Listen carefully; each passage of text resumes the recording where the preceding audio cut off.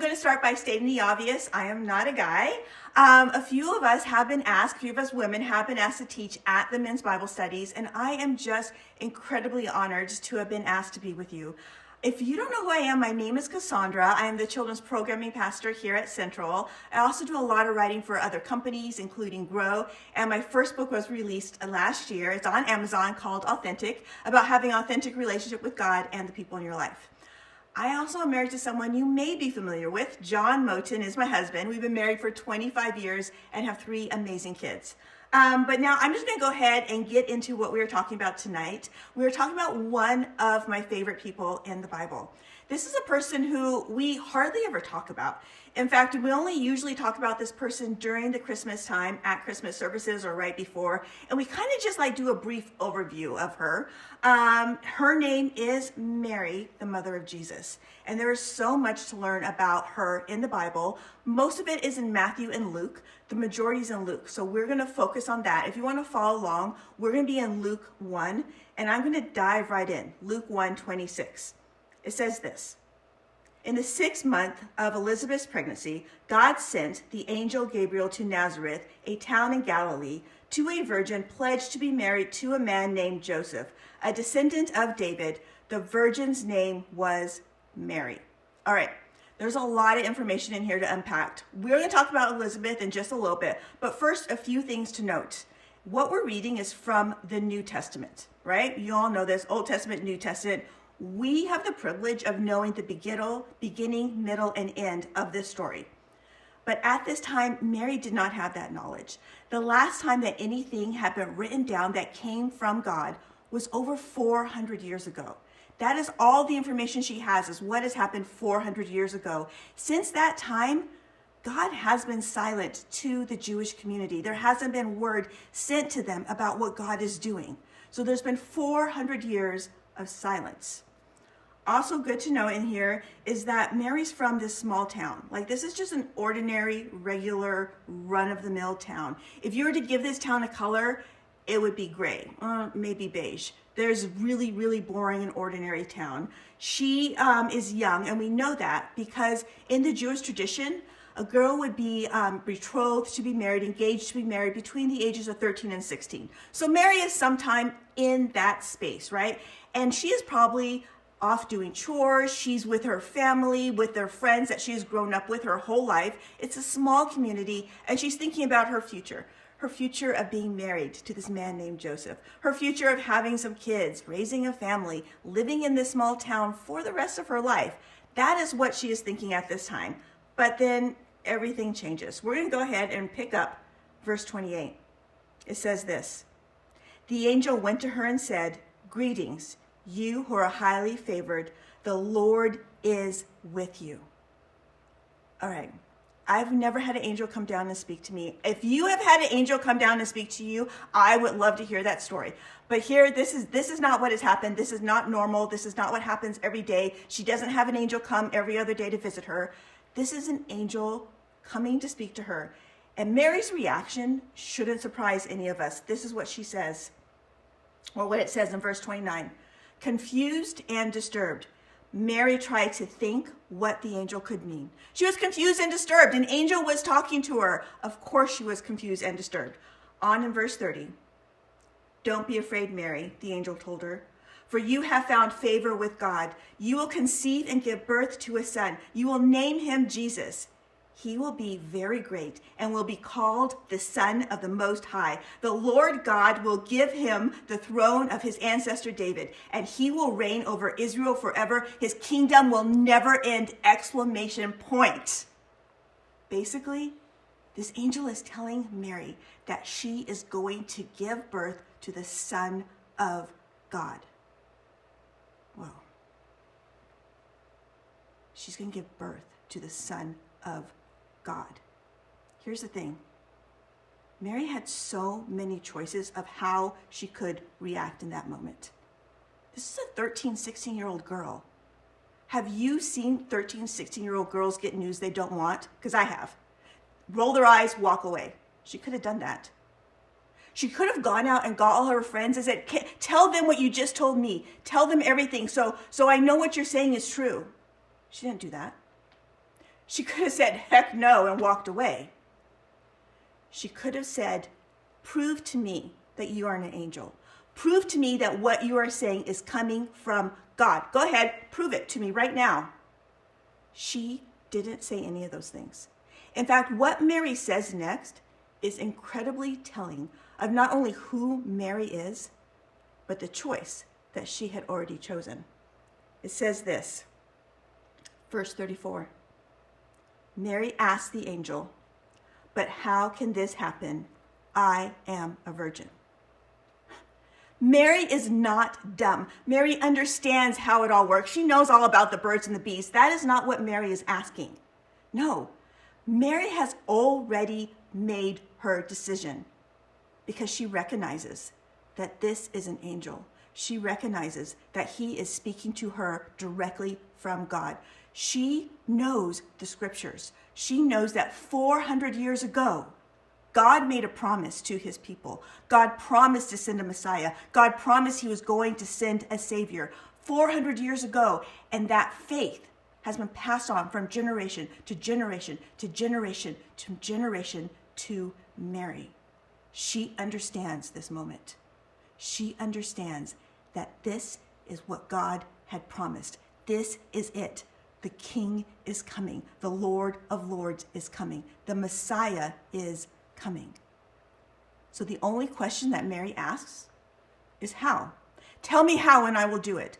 Tell me what it is. I will do A, B, C, and D. Just tell me how. She is asking an incredibly logical question because the decision was made. The angel continues. He tells her the details how, and then he tells her one other bit of information, that her relative Elizabeth, who is very old, way past having kids, right? That stage in her life is gone. She and her husband are going to have a baby. In fact, she is 6 months pregnant because her prayers have been answered, because God is faithful. So Mary responds, verse 38, I am the Lord's servant. May everything you have said about me come true. And then the angel left her. Just like that, the angel is gone. That is it. There's not a follow-up. There's not a chance to ask questions. The angel leaves Mary. So here is that young girl left alone, knowing that she has been asked to give birth to the Son of God, the Messiah, who everyone is waiting on. For 400 years, they've been waiting for this moment. So she makes another very wise choice. She hurries off and goes to spend time with Elizabeth. Now, there are many reasons why she goes to do this, I think. First of all, she's been asked to give birth to the Son of God. So she is pregnant. If you don't know this, the first 3 months of pregnancy, anything can happen, right? Those are the most precarious times to be pregnant. So the first 3 months, she runs off. She spends those 3 months in a protective space with Elizabeth. Why? She does eventually have to talk to Joseph. She eventually does have to tell her husband-to-be and her family that she is pregnant, and it's not Joseph's. For that reason alone, she could be killed. Joseph has the right to have her stoned for that reason. But she has said, yes, she has to protect now the Son of God who is growing inside her. She runs off and gives 3 months to grow strong inside of her. And in those 3 months, she spends time with Elizabeth. Elizabeth is the one person who can kind of understand what she's going through because her prayer was answered, because the angel went and saw her husband and answered their prayers. I assume that this is Elizabeth is probably someone who Mary knows exactly who it is, because when the angel says Elizabeth, she knows. She goes right to the Elizabeth that she knows, and she is 6 months pregnant, and she is pregnant with John the Baptist, who is going to pave the way for Jesus. She gets respite there. She grows strong there. I'm sure they pray together, lift each other up. In the Bible, there's a whole song that Mary sings of praise to the Lord because she is full of strength. And then she heads back to face Joseph. and everyone else, not knowing what is to come next. Here's the thing about Mary. She knew her scriptures. She knew what it says in the Bible. She understood what this moment was, and she knew what God was asking her to do. She heard God's voice and said yes, not knowing why, not knowing what the next step would be. All she knew is God is asking her to give birth to Jesus. She didn't know what tomorrow would bring. She didn't know if the moment after she gave birth, she'd be killed or he'd be taken from her. She didn't know if she was going to be able to raise this child. She didn't know how much time she would have. She didn't know what the end of the story was. But she knew God was asking her to do something, and she said yes. Have you ever heard God's voice? Has God ever spoken directly to you and asked you to do something? I know I was watching TV the other day and I see these ads all the time, right? There's those ads from financial companies, right? And they'll show you this, it's always a couple, right? And an older couple, not much older than me, but there's an older couple, right? Supposedly they're retired and they're like living life to the best, right? They can do whatever they want. They have all this freedom. It is incredible. And then they take you back in time, right? Like 10 years here, they did this, and 10 years down the line, they did this, and 10 years down the line, they did that. And they're marketing this to the 20-year-olds is who they're marketing this to. And they're saying what you can do. If you want this over here, you just come with us. Come with us and follow our path. Take these steps. Do these things. Do A, B, C, D, and E, and you are going to get this. Whatever this is, whatever that is, you can have it if you just follow us and follow our path. Because they're telling you the end of the story and how to get there. Mary didn't know the end. She was taking a step of faith. About 6 years ago, John and I were talking about what we're going to do for Christmas. We have this discussion every year, right? It happens usually around September, October. We work here at the church, and so we do a lot of prep before Christmas. We work Christmas services, and then we have a week after of respite. And so for this week, we're like, okay, what are we going to do? We have three options. We can hang out with our girls at home and relax and just have some really awesome quality, quiet family time. Option number 2 is drive out to California. We can hang out with John's family who's in California, maybe get a day at Disney, hang out with grandparents. We could do that as well, right? And then there's option number 3. Option number 3 takes a little more planning, takes a lot more money, and that's flying up to Canada to see my family. So that means we have to pay for these international airplane tickets. When the girls were little on a plane, that's always a thing to have little kids on an airplane for that travel, and make sure everyone's passports are up to date, all the things, right? So that option was usually the one we did a little bit less than all the others for all those reasons. Well, we're talking about what are we going to do? What are we going to do this Christmas? What are the plans? And a still small voice spoke to me right to my heart, right to my soul. Go to Canada. Go to Canada. Go to Canada. I knew it was from God, and I knew we need to go to Canada. I didn't know why. I had no reason. No, these are all no. I knew it was going to be expensive. I knew it was going to be a lot of work, but I knew God was saying, go to Canada. So I went and told John, I think God is telling us we need to go to Canada. So he said, okay, let's go to Canada. So we saved up our money and we figured it out, and we went to Canada that Christmas. We had such an incredible time with my family. We were even able to stay over for New Year's Eve. It was so much fun. And then February 9th, right after that trip, I got a phone call from my mom. It's like 10:30 in the morning. I was at work. My mom never calls at that hour of the day, especially on a weekday. And my dad had had a heart attack. And he was gone. I am so grateful I said yes to God, because it gave me that last moment with my dad. It was completely unexpected and out of the blue. We didn't know he was sick. It just happened. Because we don't know what comes tomorrow. We don't know what tomorrow holds. Mary had no idea what was going to happen when she said yes to God, but she did. And for her, in the end,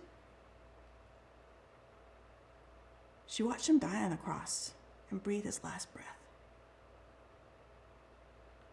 But she followed God. She never doubted, and she followed God. Mary did a lot of smart things. She knew the scriptures. She knew when God was speaking to her and recognized his voice. She said yes without asking to be told the end of the story, what the plan was. And she went to Elizabeth, someone who could pour into her and speak to her and pray with her and lift her up. Do you have someone like that in your life? I do. Her name is Roxanne. She's an incredible woman, and I know I can call her up and meet with her anytime and tell her whatever crazy is going on in my life, and she will always point me towards God. She will pray with me, and she will lift me up, and she will fill me with the strength I need to move on and to do what God is asking me to do. Do you have that person in your life?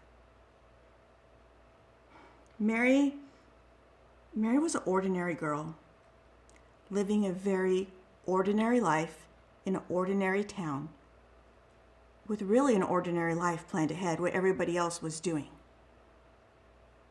And then God asked her to step out in faith and say yes. And because she did that, she became a part of God's plan here on earth, a part of his kingdom here on earth. And she lived an extraordinary life. If you've never been told this before, I'm going to be the first one to tell you. That's fine. You're not special. I'm not special. We are all ordinary people on this planet living an ordinary life. We can try to follow that dream that they're telling us to follow, to have that financial plan and to live that goal. But that's not what God is asking us to do. He's not asking us to get big job titles, to have a large bank account, to do any of those things. He's asking us to hear his voice and follow him. And when you do that, then you become a part of God's kingdom here on earth.